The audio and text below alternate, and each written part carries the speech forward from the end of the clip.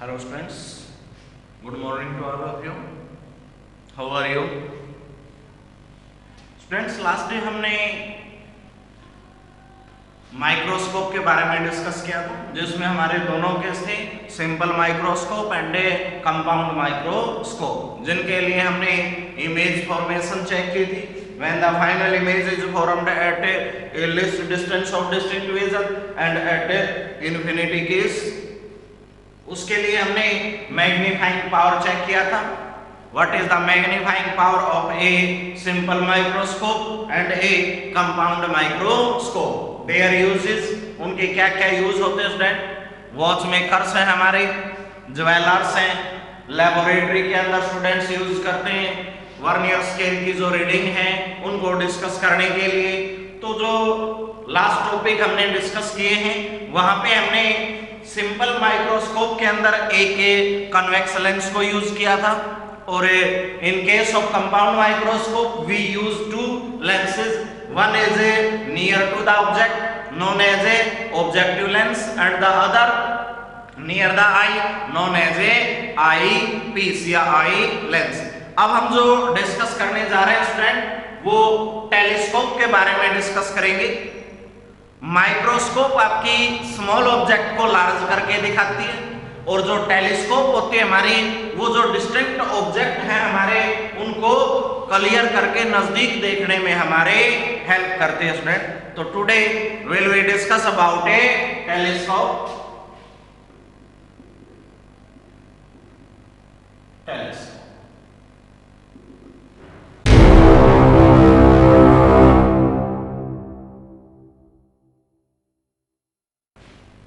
तो जैसा कि आपने सुना होगा दूरबीन जिसको हम बोलते हैं स्टूडेंट, तो टेलीस्कोप क्या होता है? एक ऑप्टिकल इंस्ट्रूमेंट है which is used to observe the distinct object clearly. It is an optical instrument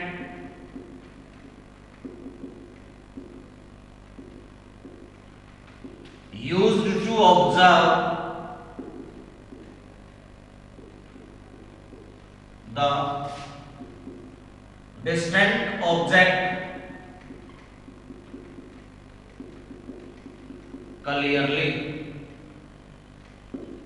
जो दूर रखी वस्तुएं हैं हमसे, चाहे वो on the surface of earth हो भैया या कोई हेवनली बॉडी है लाइक मून है, स्टार्स है, प्लैनेट्स हैं एटसेट्रा, या अर्थ सरफेस के ऊपर कोई वृक्ष है आपका, कोई बिल्डिंग है, हम उसको अगर देखना चाहते हैं क्लियरली तो उसके लिए हमें टेलीस्कोप का यूज करते हैं.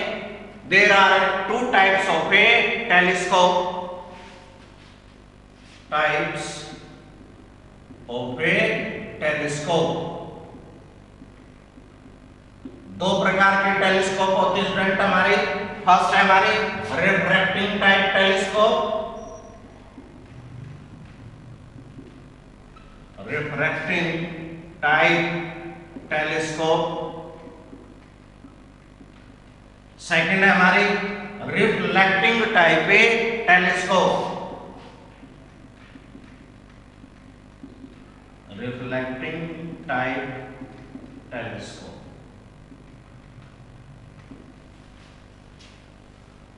अब हम type of a refracting type telescope discuss करेंगे.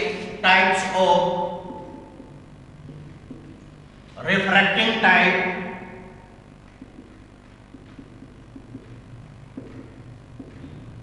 Telescope.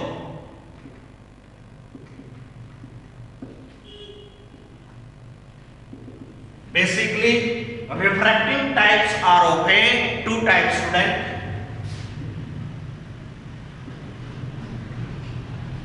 Basically, these are of two types. दो टाइप की होती है स्टूडेंट हमारी. फर्स्ट है astronomical telescope.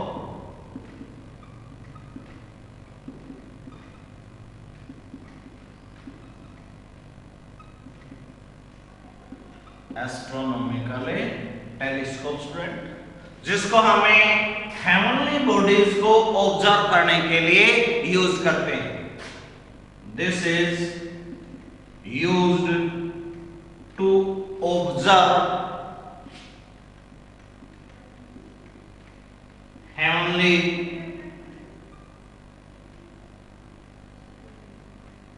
bodies like stars, moon, planets,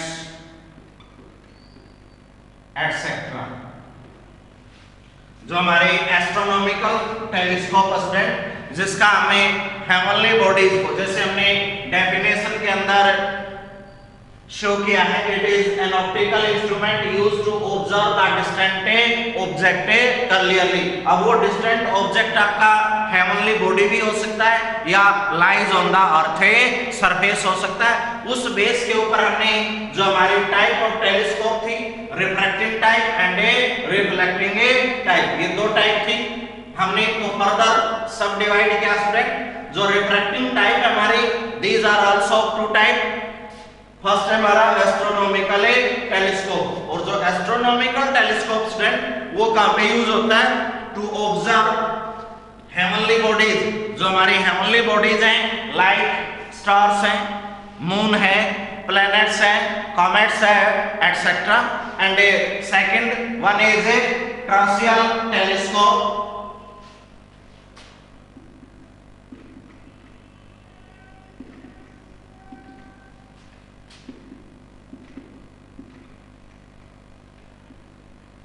Terrestrial telescope. This is used to observe the bodies lies on earth surface like tree, buildings, etcetera. तो जो astronomical है वो तो हेवनली बॉडी को ऑब्जर्व करने के लिए यूज किया जाएगा स्टूडेंट, और जो टर्सियल टेलीस्कोप है वो अर्थ सरफेस के ऊपर जो बॉडी लाई करती है हमारी, उनके लिए यूज किया जाएगा। अब आते हैं हमारी types of a reflecting telescope. Types of reflecting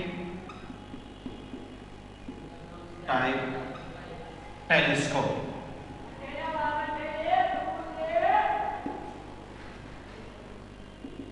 इसकी भी दो टाइप होते हैं स्टूडेंट।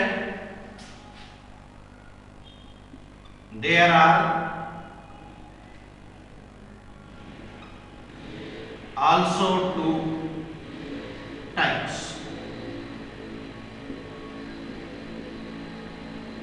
जैसे हमने रिफ्रैक्टिंग टेलीस्कोप के लिए दो टाइप बताई है student, astronomical telescope and terrestrial telescope. इसी प्रकार हमारी जो रिफ्लेक्टिंग टाइप है, इसके लिए भी दो टाइप के टेलीस्कोप्स होते हैं स्टूडेंट। फर्स्ट है हमारी कैसगेरियन, सेकंड होती है हमारी न्यूटोनियन।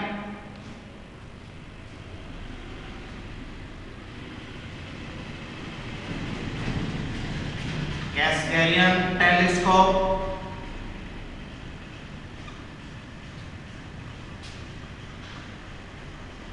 सेकंड होती है हमारी न्यूटोनियन टेलीस्कोप। दो टाइप की होती है स्टूडेंट हमारी। तो student today we discuss about these two types mainly, जो हमें हेवनली बॉडीज को और अर्थ सरफेस के ऊपर जो बॉडी लाई करती है, जैसे हम प्लैनेट्स को लेके चले स्टूडेंट या स्टार्स को लेके चले। नाइट के अंदर हमें बहुत से स्टार्स दिखाई देते हैं स्टूडेंट। अगर हमें उनको क्लियर देखना है तो उसके लिए हमें टेलीस्कोप का यूज करते हैं स्टूडेंट। आपने बेसिकली देखा होगा, अर्थ सरफेस के ऊपर भी अगर कोई दूर बॉडी रखी है, उसको क्लियर देखना है तो हमें के टेलीस्कोप का यूज करते हैं स्टूडेंट। तो यहाँ से हम बेसिकली दो टाइप के टेलीस्कोप यूज करते हैं, astronomical telescope and terrestrial telescope. तो हमारे यहाँ से टेलीस्कोप के लिए डेफिनेशन हो जाएगी स्टूडेंट। इसकी दो टाइप है, रिफ्रैक्टिंग एंड रिफ्लेक्टिंग। फिर हमें दोनों के सब टाइप्स डिस्कस करते हैं। रिफ्रैक्टिंग के लिए हमारी दो टाइप है, एस्ट्रोनॉमिकल एंड टर्सियल। एस्ट्रोनॉमिकल कहाँ पे यूज की जाएगी? हेवनली बॉडीज को देखने के लिए। और टर्सियल कहाँ पे यूज की जाती है स्टूडेंट? हमारे इस अर्थ सरफेस के ऊपर बॉडी जो लाई करती है उसको देखने के लिए। और जो सेकंड टाइप थी हमारी रिफ्लेक्टिंग, तो उसके लिए भी हमारी दो सब टाइप होती है, Cassegrain telescopes and Newtonian telescope. तो student we discuss now astronomical telescope.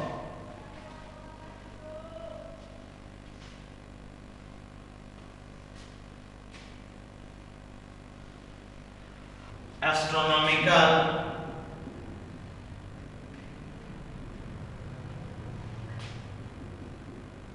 Telescope.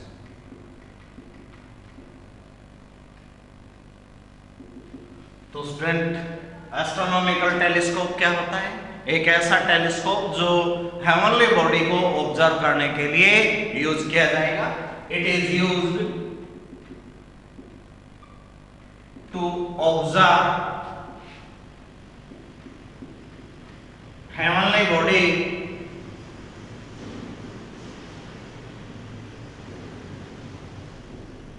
Clearly.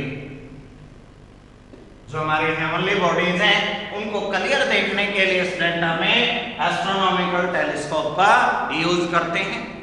इसके लिए प्रिंसिपल स्टूडेंट हमारा, तो प्रिंसिपल क्या यूज करते हैं? Basically it depends upon two factors. It depends upon two factors. First, when the final image is formed at a least distance of a distinct vision, when final image is formed at a least distance of distinct vision,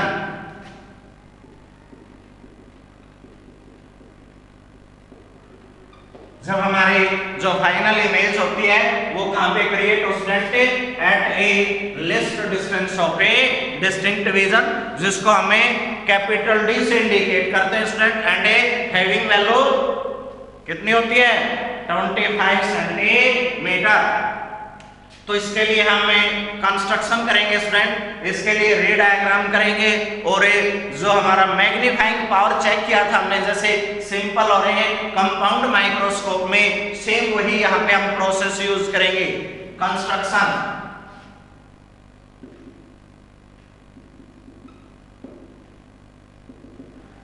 it consist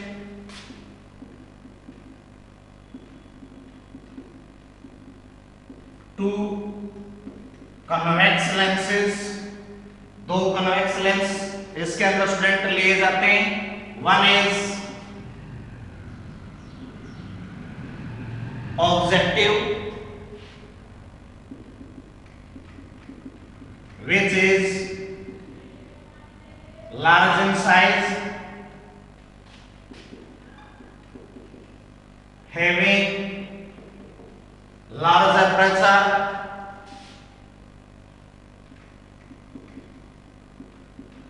and a large focal length, lie towards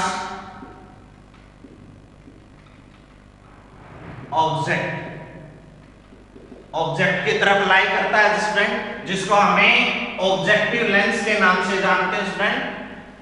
large in size होता है, having large aperture and a large focal length. The second is the another lens is eye lens, which is small in size,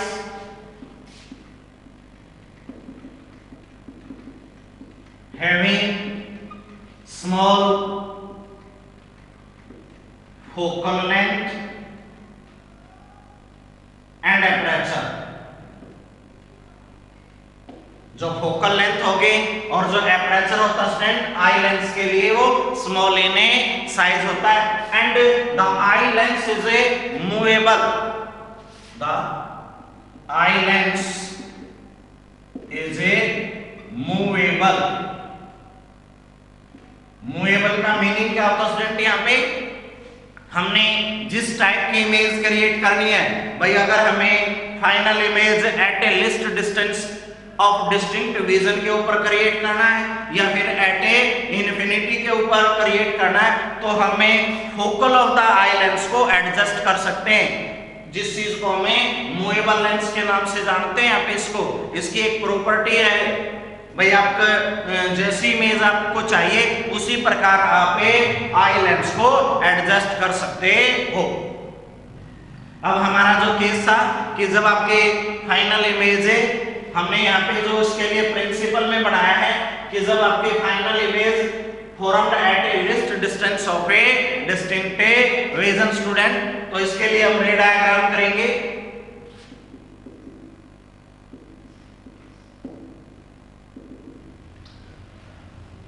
Let an objective lens large in size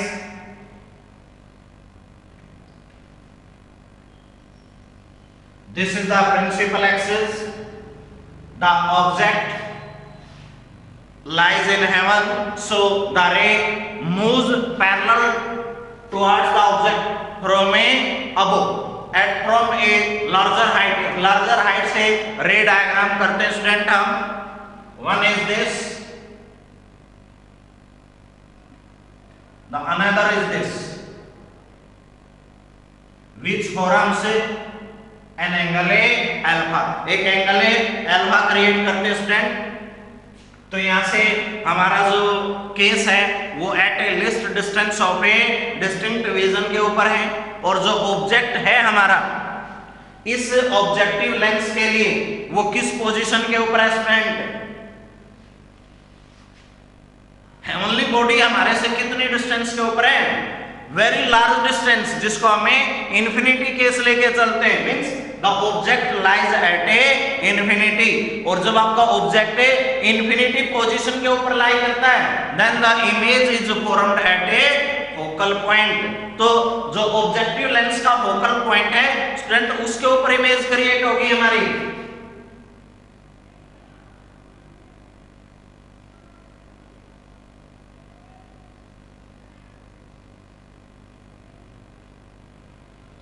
ये image create हुई student हमारी। This is the image, let A dash B dash, so this angle also alpha. Now the eye lens which is small in size and a movable, तो ये जो हमारी length है student, इसको हम बोलते हैं FAO, focal of the objective lens.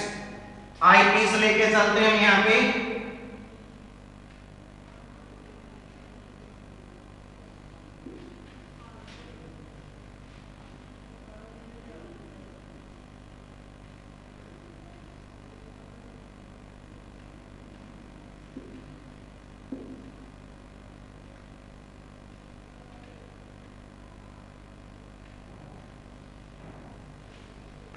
तो इसके लिए जो आप रे डायग्राम करोगे, हमने फाइनल जो इमेज क्रिएट करनी है student at a least distance of a distinct vision के ऊपर क्रिएट करनी है, तो हमें focal of the eye lens कहां पे लेके चले, और जो ऑब्जेक्ट यानी कि जो इमेज क्रिएट हुई है आपकी वो कहां पे लाई करेगी student? In between focal of the eye lens and its optical centre, let A C1 let A C2। तो यहां से रे डायग्राम करेंगे स्टूडेंट हम। एक रे आपकी यह आ जाएगी, पैरेलल चलेगी, because the image A dash B dash works as an virtual object for the eye lens। Eye lens के लिए आपके एक वर्चुअल ऑब्जेक्ट का काम करना है इसने। एक रे हमारी ये आ गई, this is the eyes of a observer. तो यहां से हमारी जो रे डायग्राम स्टूडेंट वो ये आ जाएगा।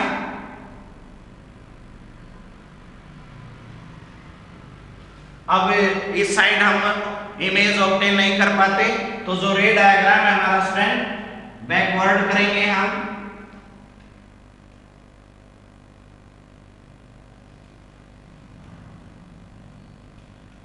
इन दिस वे, तो ये हमारी एक फाइनल इमेज क्रिएट होती है student. Let A double dash B double A dash which forms an angle at a beta। तो ये डायग्राम होगा स्टूडेंट हमारा जब हमारी जो फाइनल इमेज है is formed at a least distance of a distinct vision. तो कंस्ट्रक्शन में क्या लिखेंगे स्टूडेंट हम इसके, हम दो कॉन्वेक्स लेंसेज लेके चले।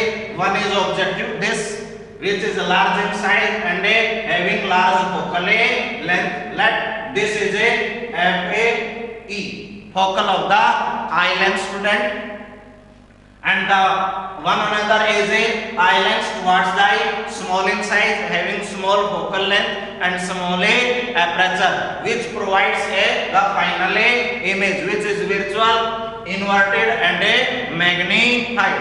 जो इमेज क्रिएट हुई स्टूडेंट हमारी वो इन्वर्टेड है, वर्चुअल है and magnified as a one होती है। तो यहां से हम जो मैग्नीफाइंग पावर है स्टूडेंट उसको चेक करेंगे। जैसे हमने सिंपल माइक्रोस्कोप और एक कंपाउंड माइक्रोस्कोप के लिए चेक की थी, बिल्कुल सेम वे आपका यहाँ पे आएगा। Magnifying power of the astronomical telescope.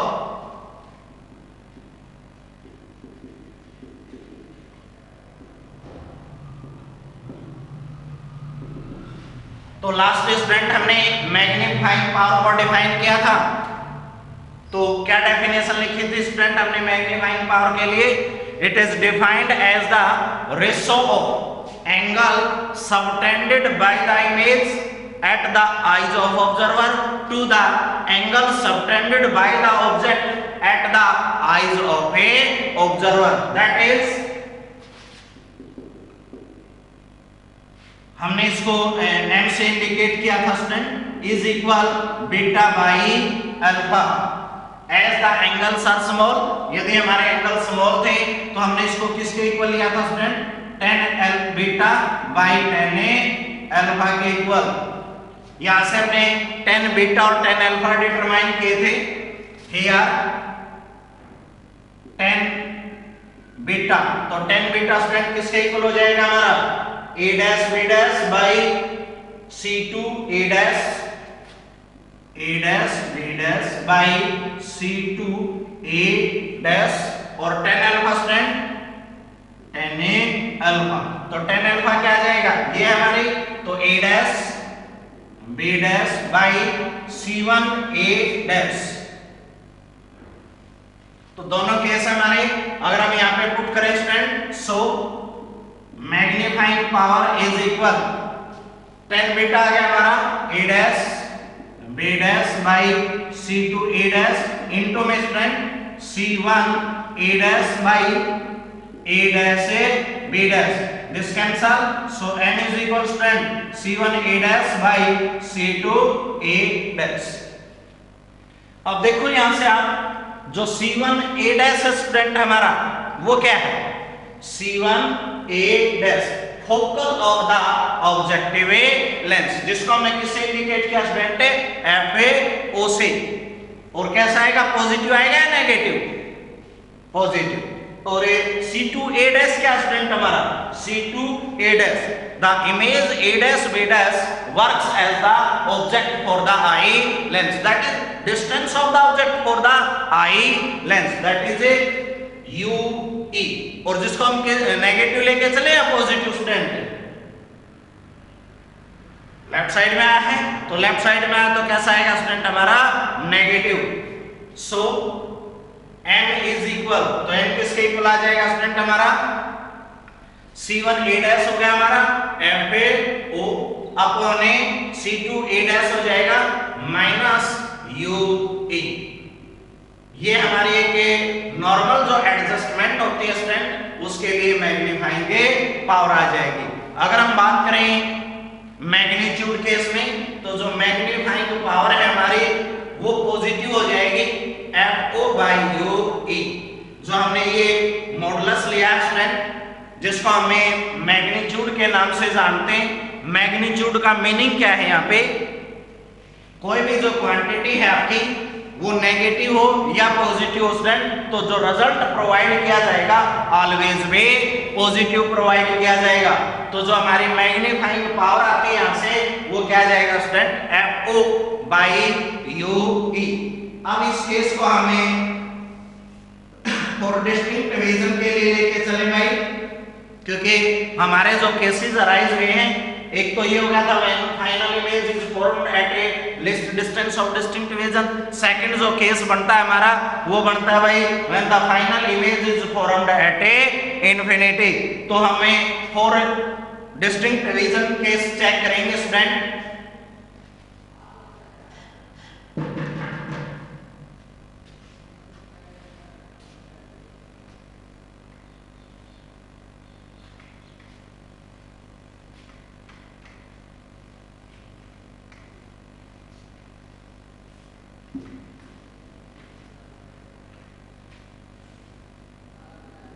For distinct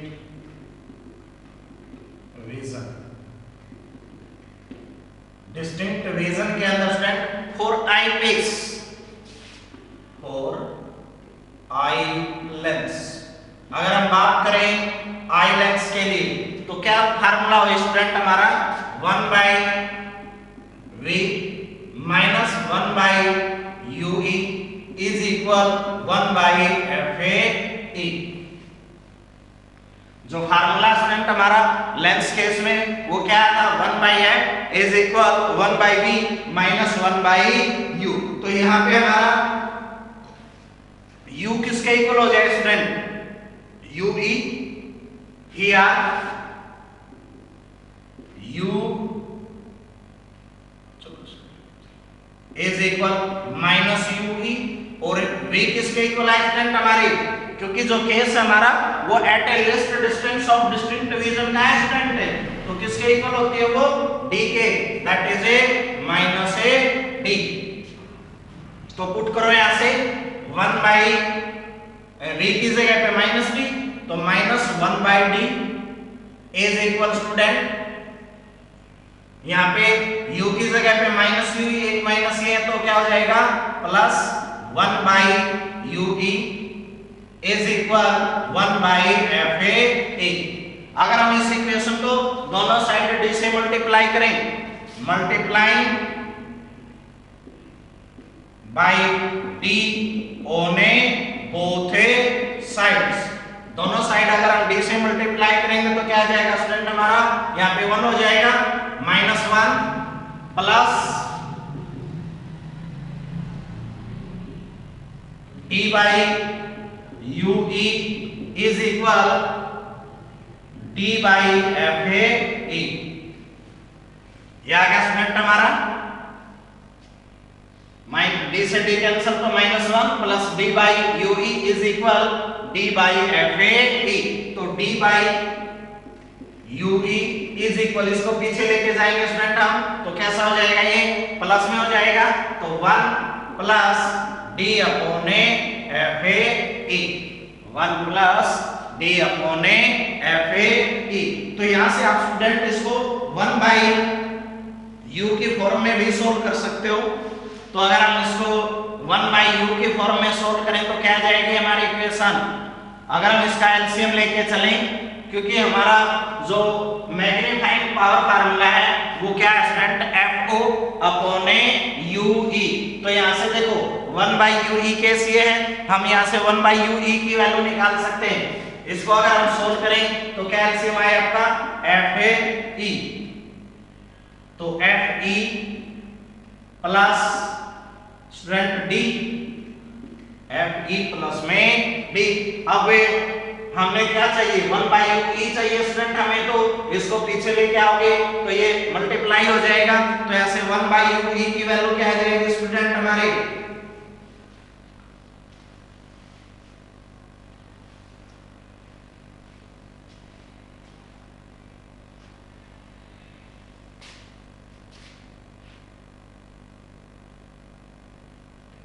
1 by U E is equal, इसको इस साइड लेके जाओ स्टूडेंट आप, अगर ये आपका ये था 1 by V minus 1 by D हो गया था प्लस 1 बाई यू ई हो गया था student is equal 1 by F A E था हमारा,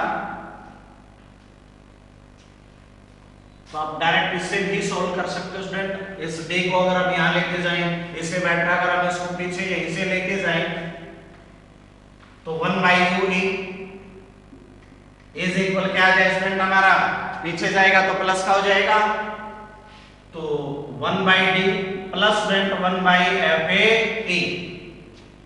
अगर हम वही केस लेके चले, क्या इसमें से कोई चीज कॉमन हो सकती है, दो डिफरेंट क्वांटिटी स्टूडेंट, अगर हम यहाँ से 1 बाई एफ ई को कॉमन लेके चले स्टूडेंट, अब इसके अंदर तो प्रेजेंट है ये क्वांटिटी, लेकिन यहाँ पे तो नहीं है, अगर यहाँ नहीं है तो हम इसको क्या लिख सकते हैं 1 plus F E by D, क्योंकि जब आप इसको अंदर मल्टीप्लाई करोगे तो 1 इंटू में दिस 1 बाई एफ ई दिया गया, 1 बाई एफ ई इंटू में F E by D cancel, तो 1 बाई डी हो जाएगा student, that is 1 by F E into में D plus F E by D, तो वही सेम आ जाएगा स्टूडेंट हमारा, हम उसको जब पीछे लेके आएंगे तो मल्टीप्लाई हो जाएगा, जो केस हमने यहाँ पे किया था ना multiply on both side by D case में, या सिंपल तरीके से अगर करोगे तो इसको सिर्फ डायरेक्ट यहाँ लेके जा सकते, तो दोनों मेथड आपके, या तो आप इसको डी से मल्टीप्लाई करके सोल्व करो, या फिर आप डायरेक्ट वैल्यू पुट की इसके अंदर और इसको पीछे उठा लाओ, तो अब हमारे पास 1 बाई यू ई की वैल्यू आ गई स्टूडेंट, अगर 1 बाई यू ई की वैल्यू है तो मैग्नीफाइंग पावर क्या हो जाएगी, so magnifying power is equal 1 by U E है स्टूडेंट, तो minus F O upon U E था, और 1 बाई यू ई के लिए वैल्यू क्या है स्टूडेंट हमारी एफ ई इंटू में D plus F E by D, this is the magnifying power for a distinct vision case, जो हमारा डिस्टिंक्ट विजन केस है उस केस में हमारी एक पावर वैल्यू आ जाएगी minus F O upon F E into में D plus F E by capital A D हो जाएगा स्टूडेंट। अब बात करें हमें लेंथ ऑफ द ट्यूब की, यहां से जो हमारी लेंथ ऑफ ट्यूब है, लेंथ ऑफ ट्यूब का मीनिंग क्या स्टूडेंट यहाँ पे, the distance between two lenses in the adjustment, इस एडजस्टमेंट के अंदर जो हमारा ऑब्जेक्टिव लेंस है और जो हमारा आई लेंस है, इन दोनों के बीच की जो टोटल लेंथ होती है स्टूडेंट, उसको हम किस नाम से जानते हैं, लेंथ ऑफ द ट्यूब। उस ट्यूब के लिए लेंथ लेके चलते हैं तो इसको हमें लेंथ ऑफ टेलीस्कोप बोलते हैं student, length of telescope.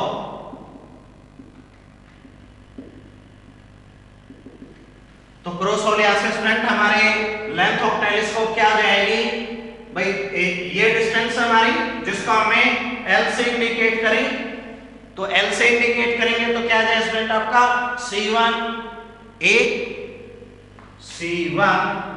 Dash plus student C2 A dash C2 A dash.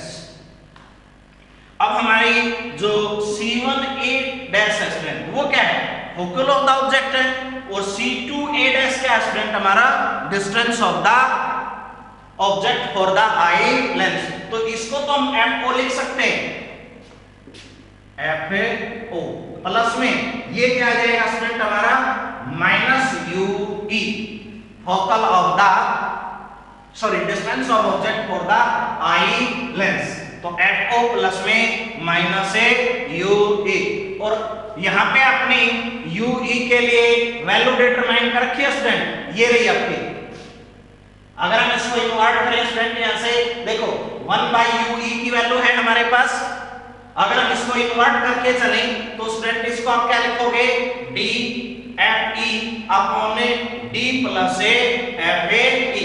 तो ये वैल्यू किसकी हो जाएगी स्टूडेंट, हमारी u के लिए, और वही हमने यहाँ पे चाहिए है। तो FO माइनस में दिस, तो यहाँ पर इसको पुट कर सकता, तो लेंथ ऑफ द ट्यूब क्या आ जाएगा यहाँ से, L is equal FO minus में D FE upon D plus FE। This is the length of a tube student. जो हमारे दोनों लेंसेज के बीच की लेंथ है ऑब्जेक्टिव और आई लेंस के लिए, L is equal FO minus में D FE upon D plus FE। यहाँ पे all the words are in their usual meaning, that is FO क्या है हमारा, focal of the objective lens, FE क्या है हमारा, focal of the eye lens, और D क्या है स्टूडेंट हमारा, least distance of a distinct vision. तो ये केसेस स्टूडेंट हमारे यहाँ से अराइज हो जाएंगे। अब हमें बात करें अगर मैग्नीट्यूड फॉर्म के लिए, कि जो आपके मैग्नीट्यूड फॉर्म थे वो क्या आ जाए स्टूडेंट, हमारे प्लस में हो जाएगी। अगर हम बात करते हैं मैग्नीट्यूड केस के लिए तो L इज इक्वल क्या हो जाएगा स्टूडेंट हमारा, FO plus D FE upon D plus में FE आ जाएगा। ये हमारा फर्स्ट केस था, when the image is formed at a less distance of a distinct vision। अगर हम सेकंड केस लेके चले student, when final image is formed at a infinity, तो उस केस में क्या आ जाए स्टूडेंट हमारा, जैसे ये जो डायग्राम बनाया है हमने, अगर हम इसको फाइनल केस यानी कि जो फाइनल इमेज है आपकी, अगर आप इन्फिनिटी के ऊपर चाहते हो तो इस आई लेंस को कैसे एडजस्ट करोगे आप, because it is movable so it can be adjust. अगर आप इसको एडजस्ट करना चाहते हो तो अब हमें फाइनल इमेज इन्फिनिटी के ऊपर चाहिए, तो ऑब्जेक्ट किस पोजीशन के ऊपर होना चाहिए स्टूडेंट आपका, focal of the eye lens, यानी कि जो ये पॉइंट हमने यहाँ पे लिया है इसको यहाँ पे ले लो, focal of the case create हो जाएंगे हमारे। तो डायग्राम दोबारा बनाएंगे हम इसको,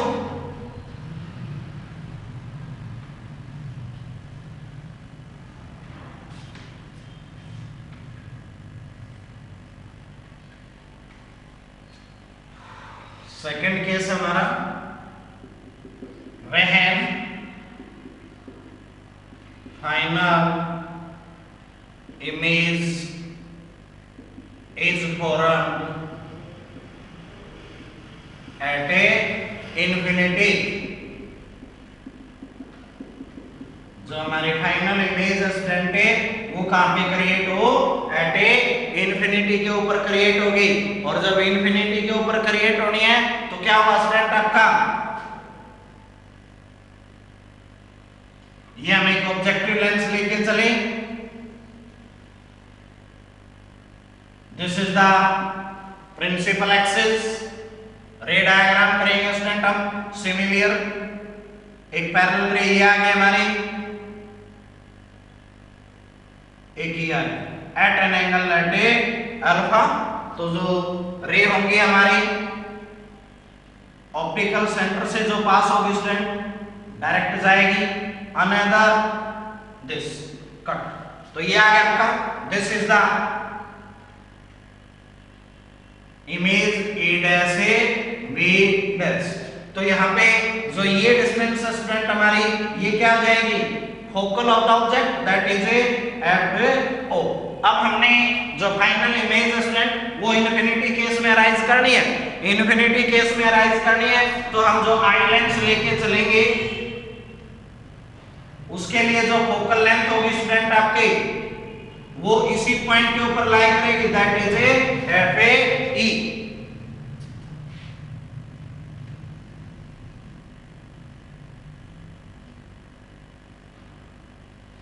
तो ये हमारे लिए आईज ऑफ ऑब्जर्वर। तो रे डायग्राम करेंगे स्टूडेंट इसके लिए,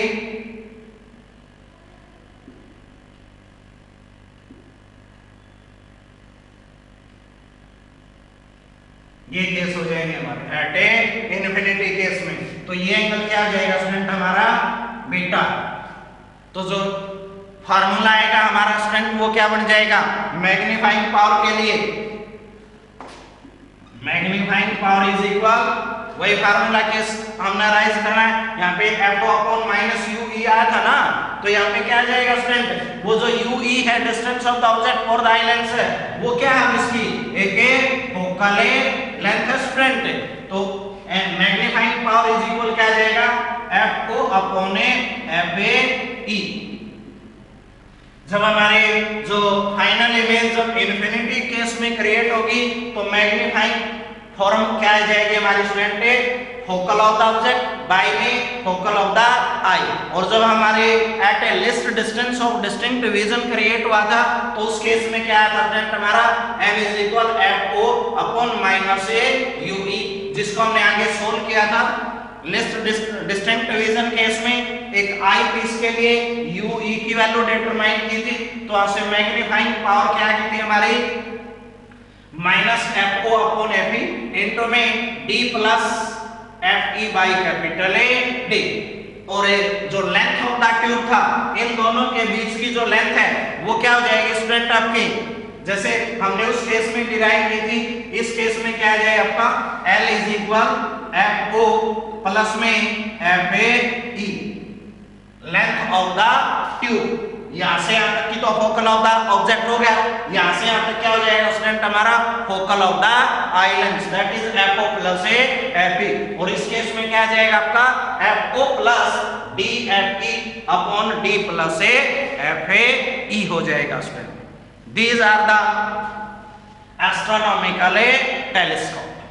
दोनों टाइप हमने इमेज फॉर्मेशन के इसके डिस्कस किए हैं। जब आपके final image at a least distance of distinct vision create होते हैं स्टूडेंट, और जब फाइनल इमेज हमारी एट ए इन्फिनिटी के ऊपर क्रिएट होगी। तो दोनों के लिए आपके मैग्नीफाइंग पावर फार्मूला क्या हो जाएगा, लेंथ ऑफ द ट्यूब क्या हो जाएगा स्टूडेंट, वो चीजें हम यहाँ से चेक करते हैं। नेक्स्ट जो हम डिस्कस करेंगे स्टूडेंट वो आएंगे हमारे ट्रांसियल टेलीस्कोप। बेसिकली जो ट्रांसियल टेलीस्कोप है उसके अंदर हम 3 लेंस लेके चलते हैं स्टूडेंट।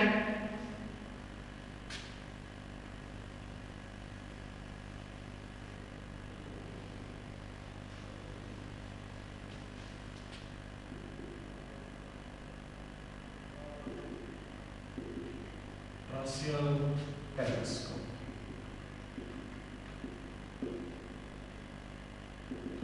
तो क्या हो जाएगा student terrestrial telescope, this telescope used to observe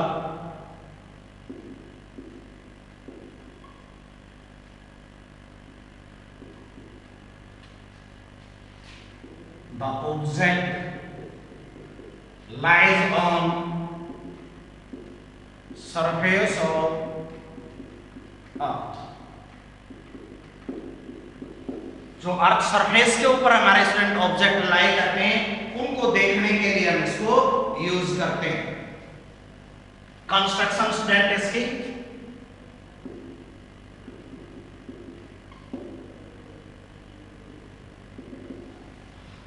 it consist mainly 3 lens. जैसे अब तक जो हमने डिस्कस किया था स्टूडेंट वो 2 लेंसेज के केस में डिस्कस किया, चाहे हम बात करें कंपाउंड माइक्रोस्कोप की या फिर टेलीस्कोप की बात करते हैं तो हमने सिर्फ 2 ही कन्वर्जिंग लेंस लिए थे, लेकिन इस केस में हम 3 कन्वर्जिंग लेंस लेके चलेंगे। One is the objective and the eye, 2 तो ये है हमारे जो हमने यूज किए। Third is the field lens which lies in between the objective and the eye lens। It consists 3 lenses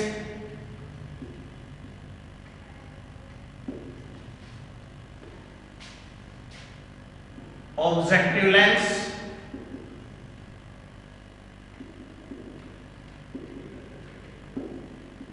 second है हमारा आई लेंस, थर्ड है हमारा फील्ड लेंस।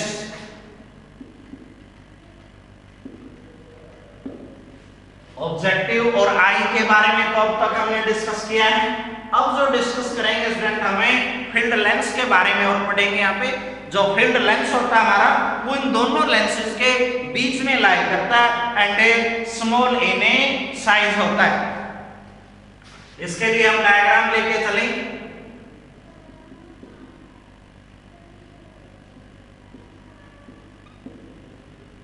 अगर हम एक object at a least distance के ऊपर लेके चलते हैं स्टूडेंट,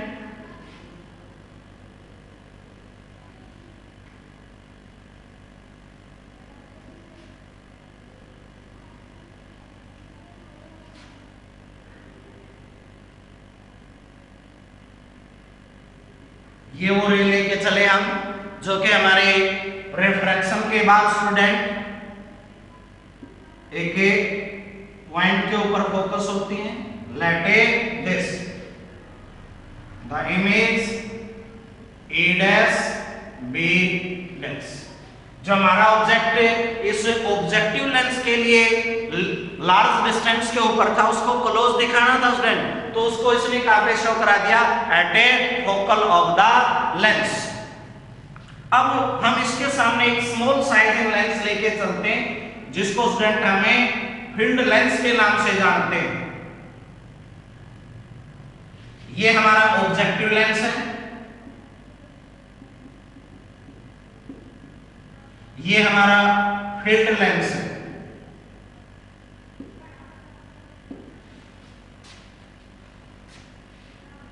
तो इसको हमें at a distance of a 2f लेके चलते हैं स्टूडेंट, 2f।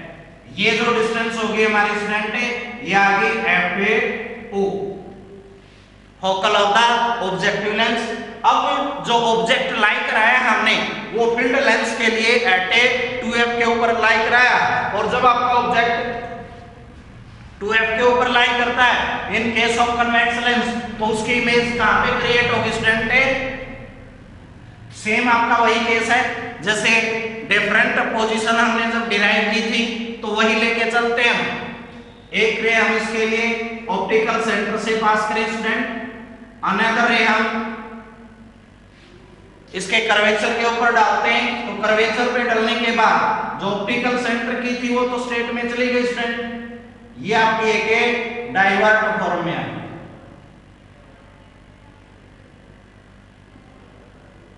तो ये इमेज क्रिएट हुई स्टूडेंट हमारी, let A double dash B double A dash at a distance of a 2f।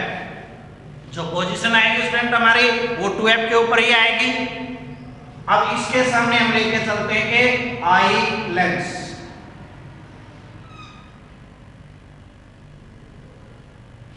ये लिया स्टूडेंट हमने आई लेंस, और इस आई केस में जो हमारा ऑब्जेक्ट लाई किए हुए स्टूडेंट, वो इसके फोकल पॉइंट के ऊपर लेके चलते हैं, दैट इज FA।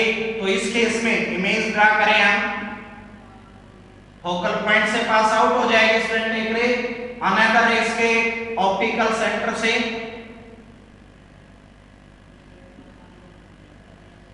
तो इस केस में हम ये आ जाएगी स्टूडेंट हमारे। तो एट ए इन्फिनिटी केस हो जाएगा। तो इसके लिए जो मैग्नीफाइंग पावर लेके चलेंगे स्टूडेंट हमारी, सेम जो हमारे जो नॉर्मल एडजस्टमेंट के लिए होती है, वही इसके लिए मैग्नीफाइंगे पावर लेके चलेंगे। मैग्नीफाइंगे पावर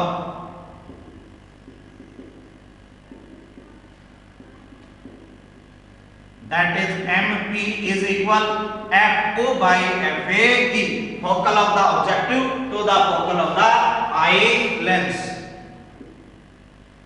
इन दोनों केसेस के लिए जैसे हमने नॉर्मल एडजस्टमेंट में लिया था, जब आपके final image at A infinity form में क्रिएट हुई थी, तो इस केस में भी तो आपके एट ए इन्फिनिटी क्रिएट होते हैं स्टूडेंट। तो हम क्या लेके चलेंगे? Magnifying power is equal FO by FA ई आ जाएगा। तो लेंथ ऑफ द ट्यूब क्या हो जाएगा स्टूडेंट इसके अंदर? Length of telescope that is L is equal, तो क्या हो जाएगा स्टूडेंट यहां तक ये FO plus 2F plus 2F 4AF plus FAE, यह आ जाएगी स्टूडेंट हमारी लेंथ ऑफ द टेलीस्कोप जो आता है हमारा FO प्लस 2F प्लस में FAE आ जाएगा। और उन केसेस में क्या आई थी स्टूडेंट हमारी FO प्लस FE, और एक केस में क्या आई थी हमारी FO प्लस UE, जहां पे हमने UE वैल्यू को पुट किया था स्टूडेंट। तो length of telescope L is equal FO plus 2F plus में FAE। इसके लिए कुछ ड्रॉबैक्स हैं स्टूडेंट जो हमें टर्शियल टेलीस्कोप लेके चलते हैं, इसकी लिमिटेशन है कुछ जिसको हम ड्रॉबैक बोलते हैं। इसके ड्रॉबैक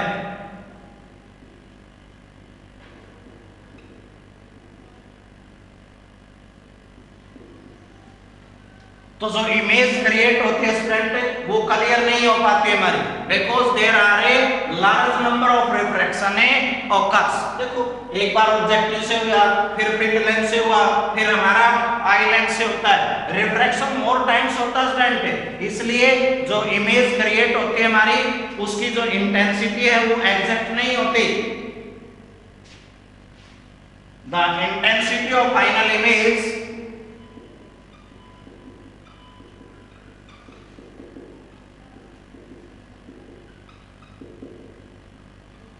इज ए स्मॉल होती है। सेकंड बाई जो लेंथ ऑफ द ट्यूब है वो लार्ज है, the length of a tube is a large, so it is difficult to adjust it. इसकी लेंथ लार्ज होने के कारण स्टूडेंट इसको एडजस्ट करना डिफिकल्ट होता है, तो इसके लिए ये ड्रॉबैक होता है। फर्स्टली जो intensity of the final image होगी वो स्मॉल होती है, इन्हें क्लियर इमेज शो नहीं हो पाती हमें। सेकेंडली जो एडजस्टमेंट है इसकी वो डिफिकल्ट होती है ड्यू टू लार्ज लेंथ। तो ये होता है स्टूडेंट हमारा टर्शियल टेलीस्कोप का केस।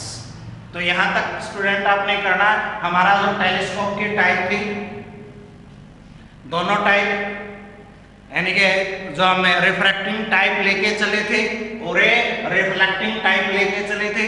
तो रिफ्रैक्टिंग केस में क्या थी हमारी student astronomical telescope and टर्शियल telescope. तो यहाँ पर हमने दोनों को डिस्कस किया है। एस्ट्रोनॉमिकल जब हमारे दोनों टाइप की इमेज क्रिएट हो, when the final image is formed at a less distance of distinct division at a end at a infinity, और सेकेंडली हमारा टर्शियल case. So student, today this work is a sufficient. Thank you.